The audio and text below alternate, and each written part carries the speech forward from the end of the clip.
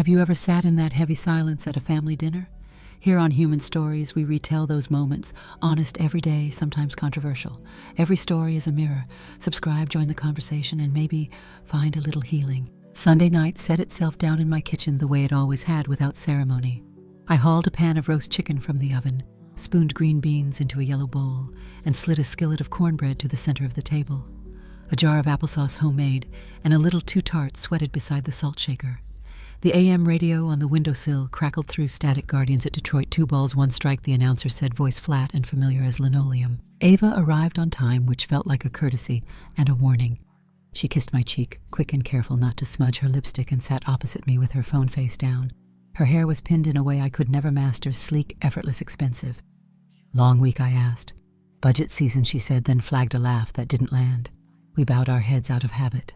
I said the same short grace I've said since the year the furnace died, and we warmed the kitchen with the oven door. We ate like people in a truce.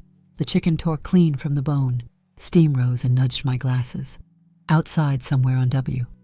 10th, a motorcycle coughed awake, then faded. I cut her a second square of cornbread and passed it across.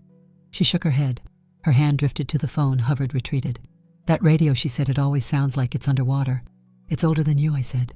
It's earned the right to sound however it wants. The fork clatter came next, a small metal fact that settled everything.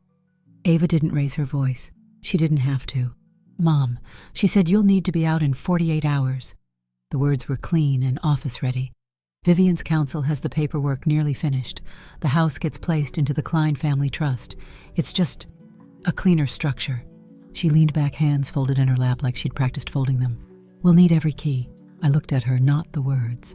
The kitchen light threw a narrow line across the diamond on her ring, and the ring threw that line back at me.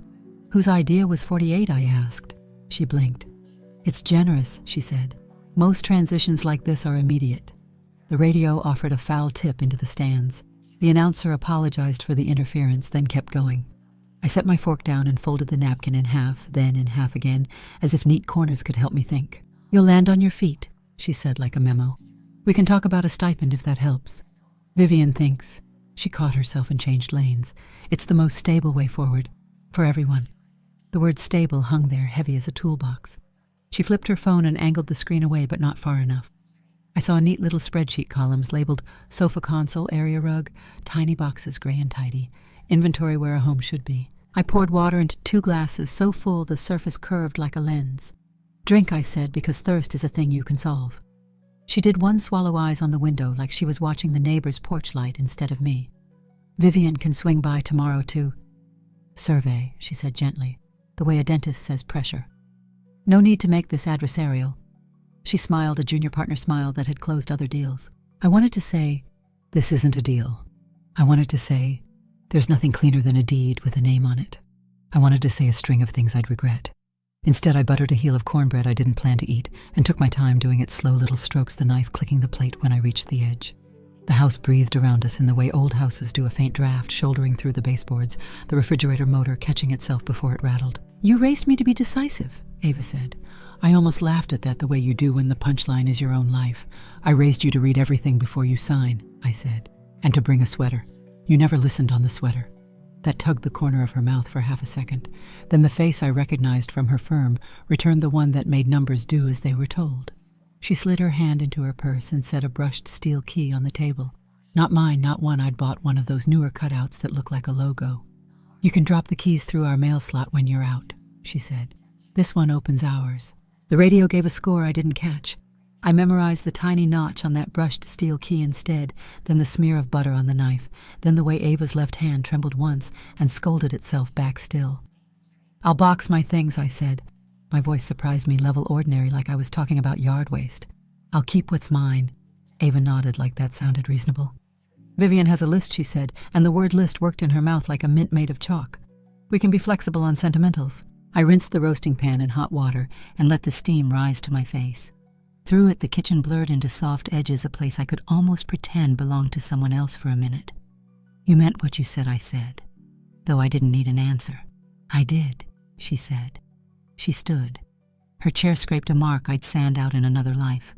She reached for her coat and paused, and for that fraction of a pause I saw her at 8 years old in a pilled sweater at the municipal pool, lips blue when I told her it was time to come out, and she said 5 more minutes. Now she gave herself 5 fewer. At the door, she arranged her scarf, a small public act practiced in private. "We'll make this as easy as possible," she said. "That's what we want." I opened the door for her because the hinge sticks if you don't lift as you pull. She stepped onto the porch, the air off the lake damp and metallic, and went down the steps without looking back. When the door shut, the kitchen exhaled more loudly than I did. On the shelf above the junk drawer sat a roll of painter's tape, bright blue, the kind that refuses to leave residue. I'd been using it to mark trim I meant to redo in the spring. The free end curled back on itself, a small loop, stubborn and ready. I set the brushed steel key next to the roll and listened to the radio fight through the fade between innings. I sat down. I pressed my palms to the table they had sanded and stained my husband and I a year when money had to stretch and we learned it could. I cleared the plates one by one, stacked them light to heavy, wiped the crumbs into my hand, and dropped them into the sink like loose change. The house kept its own counsel, new silence layered over old. I shut the radio off. The quiet didn't deepen. It sharpened. The blue tape gleamed in the overhead light like a stripe someone else had painted. I pulled a length free, tore it against the teeth of the plastic, and smoothed it along the inside edge of the doorway between kitchen and front room. It wasn't a barricade. It wasn't anything at all. It was a straight line where I wanted one. A car rolled past tires, whispering, then gone. I washed the last fork. I dried it. I slid it into the drawer. The brushed steel key waited without meaning to. I left it there and turned off the light. Morning came the color of dishwater. The blue strip of painter's tape along the kitchen threshold held its line a quiet stripe of refusal. I drank coffee too strong and fixed what I could, 2 turns of a screwdriver on the door hinge, a sweep of crumbs into my palm, the brushed steel key Ava left set back on the shelf. I walked to the high school with the lake wind in my coat sleeves. In the office, I turned on the lights, unrolled the flag, answered the phone. I found a field trip form under the copier lid, dug an inhaler out of a student's backpack, printed a transcript for a boy who said ma'am, like the word was a peace offering. Between tasks, the mind sorts itself. The winter the furnace died, the repairman quoted a number like a dare. We slept in sweaters and opened the oven door like it was a fire we could afford. I listed my husband's pickup and watched a stranger count out cash on our dining table sunlight moving across the bills. I took the pharmacy night shift and learned the price of everything after midnight, $7 an hour, $22 for a bottle that calmed a cough, the cost of a small mercy said without judgment. Ava was 17 when her father's heart quit in the driveway. She sat on the stoop and would not move until the EMTs asked her to. For a while she ate cereal for dinner and wore a thrift store parka I mended with dental floss when the seam split. I promised her the house would hold. I promised her college would not be a story other people got to tell. First semester, first bill, first bursar stamp. I remember the blazer from a clearance rack that made her look like she could argue with wind. She took an unpaid internship because everyone said that's the tuition you pay to buy a future on installment. She came home with a crispness to her voice, laying out facts like silverware in a straight line. Holidays shortened to quick appearances, and the cadence of her life matched rooms I didn't live in. I went once to a fundraiser where the pianist was louder than the cause. Vivian Klein greeted me the way you greet someone you can place on a chart. She called me so helpful in a tone that made the phrase feel like a volunteer badge. She spoke about networks and stability, about structures that protect families from life shocks. She did not use the word mother with me. Invitations after that arrived as expectations. I said yes sometimes and no when I didn't feel like being cataloged. In certain rooms, Ava called me Marion or nothing at all. In our kitchen late after an audit had turned mean, she would still say Mom, soft as steam. I let that be enough. On a Thursday night at St. Mark's, Denise Ortiz poured coffee into thin white cups and asked why I was holding myself like a bruise. The parish hall smelled like floor wax and soup. Denise runs the legal aid nights letters, typed stamps that count. We met when I fainted at a blood drive, and she steadied the chair before it took my ankle. I told her the outline. Recorder's office, she said. Start there. Certified copies. Keep every receipt. Pictures help. She slid me a short list in slanted handwriting and added, don't sign anything you're handed on a porch. I said I didn't have a porch big enough for that. She said most porches aren't. I walked home under low clouds that made the streetlights bloom. In the bar window, the ball game moved without sound, captions marching across the screen. The blue tape in my kitchen still held its line. I pressed it.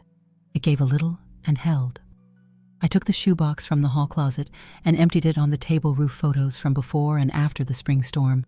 A furnace receipt with the ink beginning to green, a picture of me on a ladder with a roller, and a look that said, not today. My phone buzzed Vivian K. No hello. Let's keep this clean. Trust structures protect the next generation. No need to escalate. It read like a prescription for someone else to explain.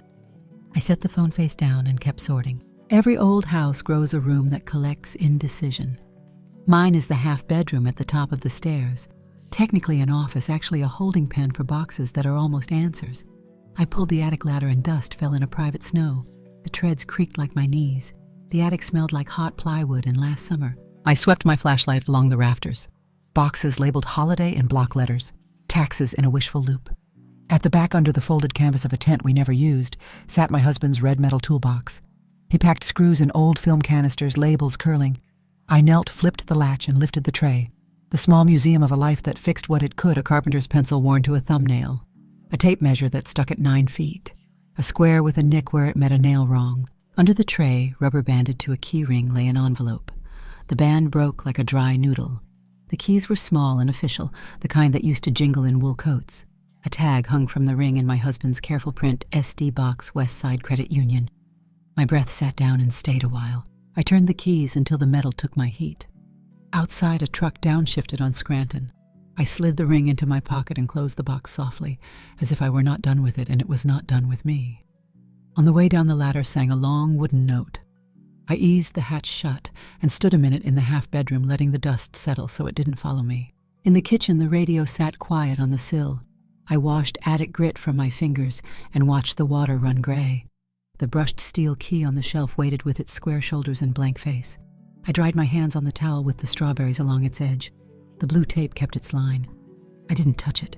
I turned out the light with old metal warm against my thigh, a fact more than a plan. The credit union opened at 9. I stood outside with a gloved hand in my coat pocket and the little key warming against my palm, like I'd smuggled a coal from someone else's fireplace. Lake wind came up W25th and pushed grit across the sidewalk. The brick facade had been sandblasted sometime in the 90s, and the letters still remembered an old name under the new one. When the teller flipped the sign, I stepped inside with the first wave of ordinary need, deposits a cashier's check for rent, a man asking about overdraft fees in a whisper he hoped was private. Safe deposit, the manager asked. Her name tag said Lauren in cheerful capitals. I slid the key across.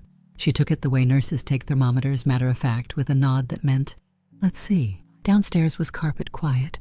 Short steps, a corridor of identical doors ready to remember things. Lauren matched my key with the bank's and turned the lock. The small drawer came forward with a weight that surprised both of us. In the private booth, she set it down, handed me a pair of cotton gloves like I was about to touch a painting, and drew the curtain. The lid stuck, then gave. Inside order, pretending to be chaos. A plat map with the lot outlined in red pencil, a manila folder of receipts, a zippered pouch that once held traveler's checks, the kind hotels used to frown at. On top sat an envelope addressed in my father-in-law's neat engineer script for Marion, with the corners blunted from waiting. The flap had been sealed with a strip of tape that had failed at its job 20 years ago. Paper does that, gives up before the people it serves. I slid the letter free. His voice wasn't on the page, but his habit was date in the right corner block paragraphs that say what they mean. He wrote that when his son and I took the mortgage, he'd seen the numbers and the fault lines both. He wrote that he'd signed and notarized a statement of intent to keep the house in my name if life ever tried bargaining with my dignity. Behind the letter was that statement stamped and signed, the seal still raised like a thumbprint. My husband's father had been a man who believed in lines that hold. The folder beneath smelled faintly of basement. I found the first furnace receipt in my handwriting, paid in full, a roofing invoice from the year the river flooded and shingles went scarce. A contractor's estimate I rejected with a ballpoint note that said no. I found a photo of the porch before we rebuilt the steps, my husband's hand in the corner holding the date card because we never kept the camera's settings straight. I found the closing statement from our purchase, the one where we wrote our initials so many times my name looked new by the end. By the time I finished the stack, my hands had started to shake. Not a tremor, just a current. Lauren pushed the curtain a few inches. All good, she asked.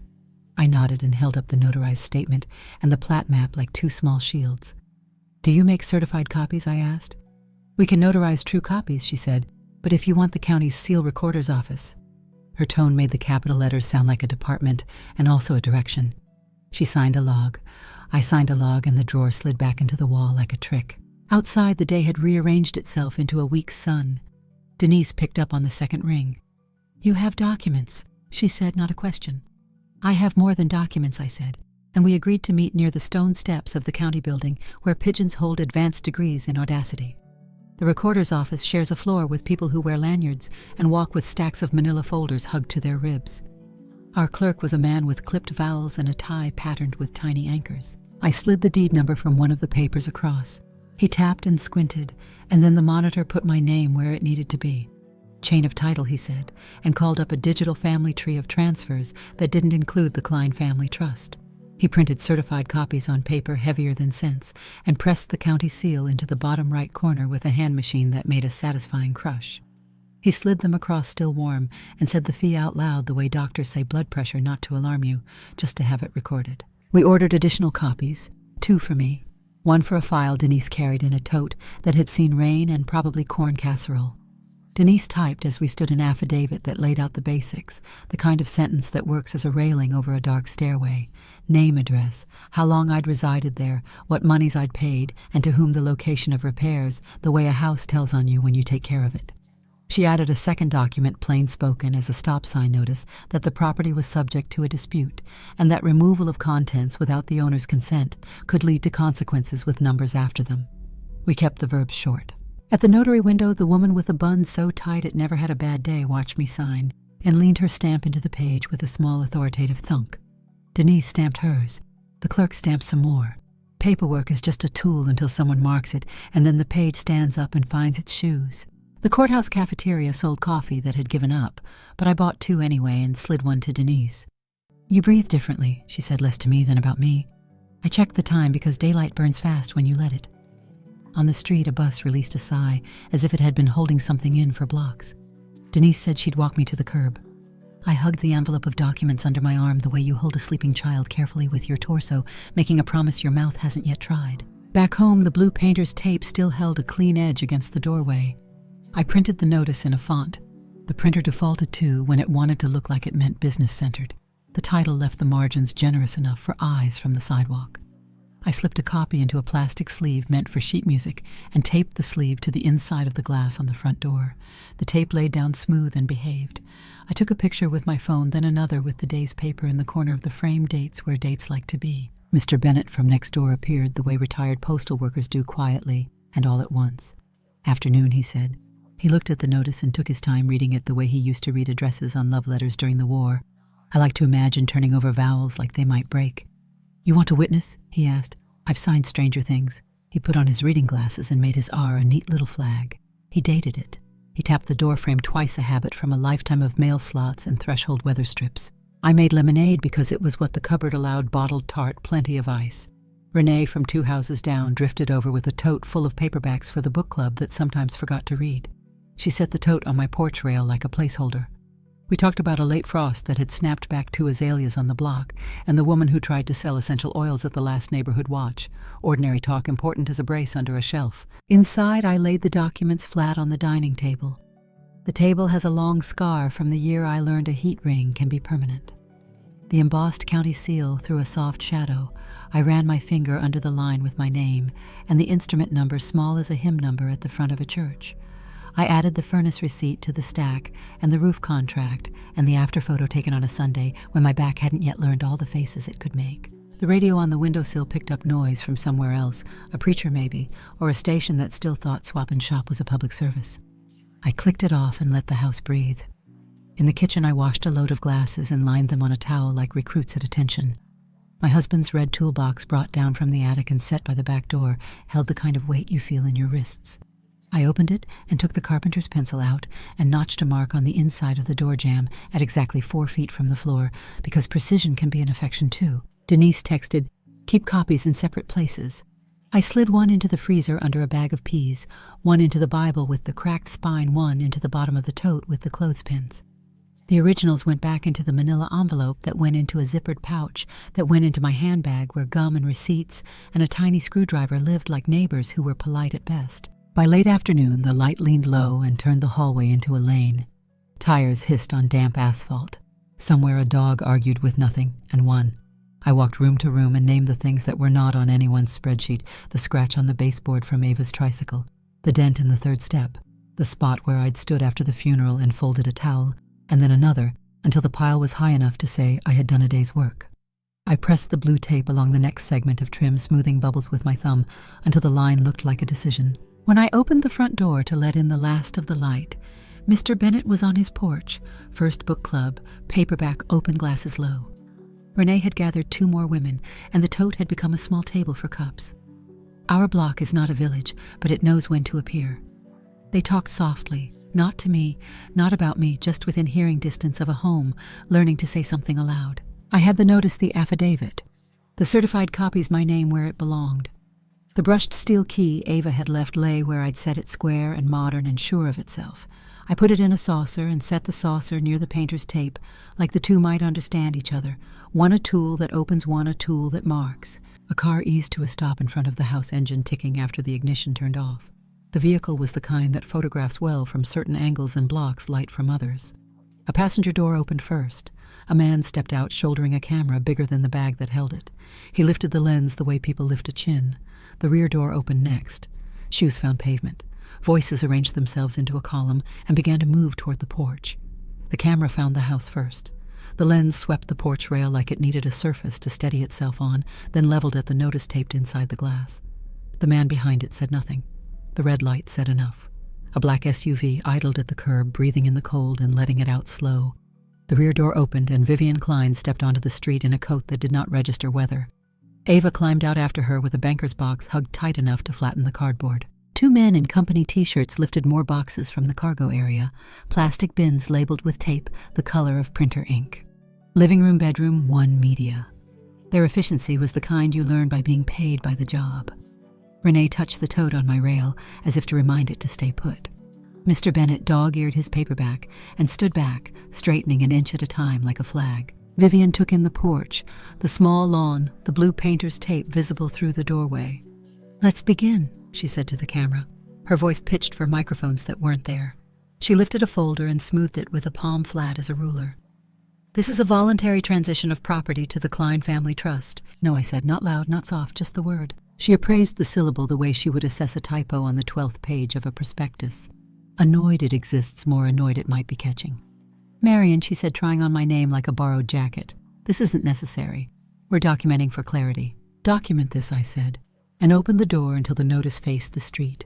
The plastic sleeve picked up the gray of the day, but the county seal at the bottom still flashed its formal little bruise. "Notice of pending action," I said, the words turned plain by repetition. "Affidavit on file.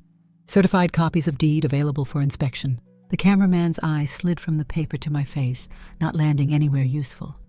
He kept the camera high safe on the public side of the property line. The movers looked to Vivian for instruction the way dogs look for a point. She gave them one a nod too small to be lawful, big enough to be understood. Ava stood with her box like it might answer a question she didn't want to ask. Her hair had escaped its clip at the temple. One clean line turned to a loose thought. She looked at the notice. She read it again. The cardboard softened under her hand. "Set those inside," Vivian told the men, chin toward the doorway. "You won't," I said, and I put my palm to the jamb where the blue tape ran to the first nailhead. The tape was smooth and sure of itself. My hand was the same. Vivian's smile did its work without involving any warmth. "Let's be adults," she said. "This is delicate, but it's also routine. The trust is designed to shelter assets, Marion. You'll be treated with respect." "You're on the sidewalk," I said. She blinked like the sun had moved. "We're here to prevent loss," she said. "Things escalate when there's confusion." "Clarity," I said, and lifted the manila envelope from the side table. Paper slid out with the heavy little sigh that comes from weight plus gravity. I held up the certified copy with the recorder's seal crushed into the corner and my name printed where names are meant to go. I didn't shake it. I didn't need to. The cameraman adjusted focus. One of the movers read over the other's shoulder without turning his head. Renee poured lemonade into clear cups and set them on the rail. "Anybody thirsty?" she asked no one and everyone. Mr. Bennett cleared his throat and said "afternoon" a second time like he was entering it into the minutes. Vivian didn't look at the paper so much as through it, hunting for an error that would let her keep talking. "Interim control," she said, as if the phrase were a hinge that could swing the door. "We can store items to avoid damage." "It's a civil matter," I said, because that's what the notary had said under her breath when she stamped the second page, and some phrases wear well. Vivian stepped up onto the first stair. The coat found its own angles. "Ava," she said, "walk that box in. We'll stage in the front room."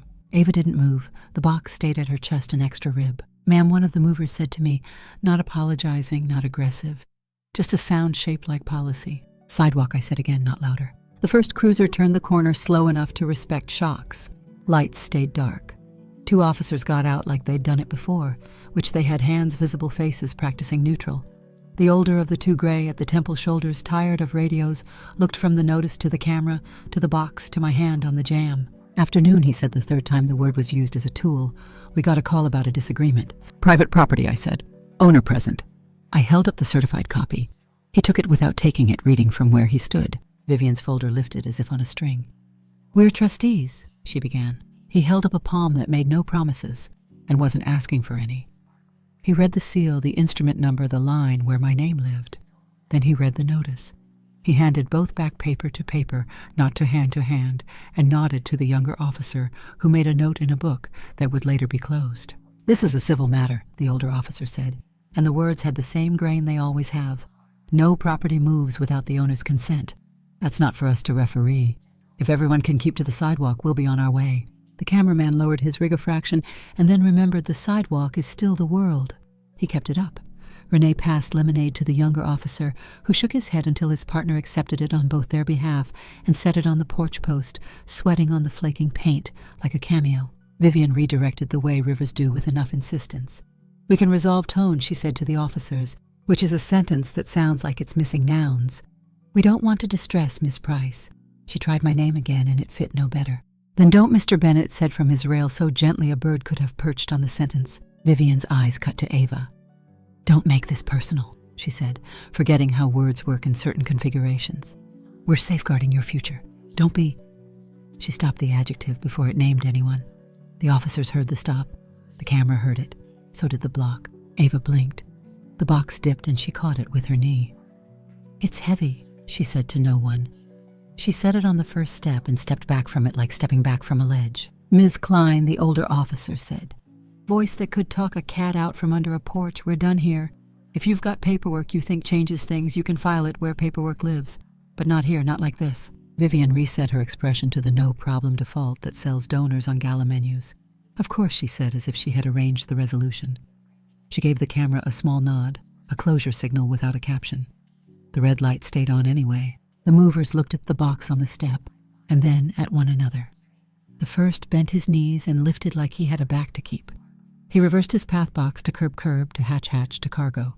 The second clicked the latch. Job undone, which is also a job. Ava stood with empty hands that didn't know where to rest. She pressed her palms to her coat and took them away, leaving no print. Her gaze went to the notice, then to my knuckles whitening where the jam and the tape met, then to the little saucer inside the door holding the square-shouldered key. She finally found my face. The look she wore wasn't a question or an apology. It was recognition with nothing attached. Thank you for your time, Vivian said to the air. She turned in a pivot that had practiced carpets thicker than my porch mat and descended the stairs. The cameraman followed shoulder rig, sighing as it adjusted to a new angle. He kept filming the way a body keeps walking after the mind sits down. The officers walked to the curb with the pace you use to end a shift. The younger one tipped his head, no complicity, just the human ache for ordinary resolution. Renee collected cups, still mostly full condensation, making circles on the rail. Mr. Bennett reopened his paperback and tried to find his place by weather. Vivian reached the SUV without looking back. The door caught her coat and let go. She got in, said something I didn't hear, and the engine's idle firmed into motion. The car pulled away slow enough to obey every law and fast enough to make a point about time. Ava remained on the sidewalk, the space between us, a yard and a set of small decisions. The wind lifted a strand of her hair and set it back down. She pressed her lips together until they whitened at the corners, then let them go. She touched the box, now resettled in the hatch, like she needed to believe the weight that had lived in her hands still existed somewhere. She looked toward the officers. She didn't move toward them. She looked at me. She didn't move toward me. Have a good afternoon, the older officer said to the block, and the block decided to accept the offer. The cruiser rolled past, windows up, coffee untouched on my post. I stepped back inside and closed the door with the careful lift the hinge requires. The house took the sound and set it where it keeps such things. The notice shone flat against the glass. I laid the certified copy back on the table palm, smoothing the corner as if it were a wrinkle in a sheet I could iron out with patience. The painter's tape held its line along the jam, bright as a lake on a map. I pressed a thumbnail under the end and lifted it. The tape released clean with that soft kiss of adhesive parting from paint. I pulled 6 inches, then 8, then the length to the first seam, tore it off, and wound it around 2 fingers until it made a small blue ring. I set it beside the saucer with the brushed steel key and listened to the house find its breathing again. Outside pages turned. Ice clicked in cups. Tires whispered and were gone. Inside the line I kept was the one I could touch. Evening leaned in early and stayed. The ring of blue tape I'd wound in part 4 sat beside the saucer with the square-shouldered key, 2 small circles that could not be mistaken for doors. I was rinsing glasses when the knock came soft close to sorry. I dried my hands and opened the door. Ava stood alone on the top step, coat unbuttoned, though the air had a bite. Hair down, no clip. She looked past me as if inventorying nothing. "Can I?" she asked. I moved back and she stepped in the porch light folding behind her. In the kitchen she saw the notice on the glass, the envelope on the table, the blue line still catching light along the jamb where I hadn't pulled it clean. She did not touch anything. "I didn't think it would turn like that," she said. The words were quiet enough to leave no marks. "Vivian said a trust makes everything easier. She said you'd be taken care of. She said I should be decisive and not get sentimental about structures." The last word meant money and rooms. I poured water because it was what I knew to do. She didn't take the glass. "She told me being reasonable gets you invited in," Ava said. "Rooms feel different when you're invited." "Do they?" I said and set the glass down. She watched the condensation slide. "I believed her," she said. "Not because I wanted to hurt you. Because I wanted something that didn't rely on you working 2 jobs or me hoping the floor holds." Her mouth flattened. I told myself it was for both of us. "The thing about fine print," I said, "is you still have to read it when the font is large." I kept my voice in the register where truth doesn't echo. "You asked for my keys." Ava nodded, eyes on the saucer. "I thought it was a way through," she said. "Vivian promised introductions, said I'd have Annette. She said you wouldn't notice the difference." Her throat moved. The sentence took something with it. I noticed the difference first. We stood in a sound the house had made before and would again. Ava pressed 2 fingers to the bridge of her nose and dropped her hand. "Did you ever feel small in those rooms?" she asked, not accusing, not fishing, just asking. Every time I said. And I went anyway. Then I came home and made dinner. I let that sit where it fell. Her shoulders lowered a fraction, as if a strap had slipped. "I wanted the house to stop being the thing we circle," she said. "I wanted it to stop deciding who we are." She looked at me, then the way people look at a shoreline from a boat. I made a choice and called it brave. It wasn't. "You made a choice," I said. "That's the whole sentence." She nodded once, as if counting. She glanced at the tape, at the saucer, at the small ring of blue. "I don't know what to say to make this right." "Then don't say it," I said. We let the room breathe. The refrigerator clicked. Somewhere on W10th, someone whistled for a dog who had its own ideas. Ava reached for the glass and didn't lift it. She lifted her eyes instead. "I'll go," she said. "Thank you for opening the door." It was a sentence too simple to break. I walked her to the porch. She stepped down. She did not look back. The hinge eased closed and took its place in the record of small mechanics that keep a house upright. Weeks turned like a well-oiled latch. The yard got its frost. The for sale sign found its angle in winter ground and then found a buyer, a pair in their late 20s, who took off their shoes without being asked and held hands in each room like they were practicing. Their agent pointed at corners that had always been corners. I watched their faces pick out a life in my walls, the way you watch weather arrive, interested, resigned, a little relieved. At the title office, the pen scratched without drama. The settlement sheet tallied and forgave. The closer passed pages that felt heavier than their weight and lighter than their ink. My name where it should be. My signature where it belonged. When I slid the last page back, my hand was steady. No camera, no audience, just paper making good. Back at the house, I wiped the counter a final time. The brushed steel key went into a plain envelope with Ava's name on it. I set it in the center of the empty kitchen, a square on a rectangle, and let the room keep it. From the hook by the back door, I took one brass key I'd cut years ago at the hardware store where the clerk still uses a manual grinder. I tied a narrow ribbon around its neck, the kind they use on church programs, and put it in my pocket, because you keep some things by carrying them. The condo in Lakewood faces a slice of Erie that changes color when you're not looking. The windows are stubborn in a good way. The first night boxes became chairs and a lamp. I set the red toolbox on the hall table like a relative and slid the plat map into a frame I bought with coupons. With a felt tip, I lettered 2 words on a small card, "Line held," and tucked it into the corner of the glass. The key lay beside it, brass catching the last of the day. I tuned the radio until the game found me. The signal wasn't clean, which felt right. Men on Base 2 out something about a slider biting. I sat on the floor with my back against the couch and looked at the frame until the lines steadied block and lot street and alley, the inked shape that had been my ground. In the quiet between pitches, I heard my own breath even out the exact sound of staying put. Then I turned the volume down and let the room learn its work.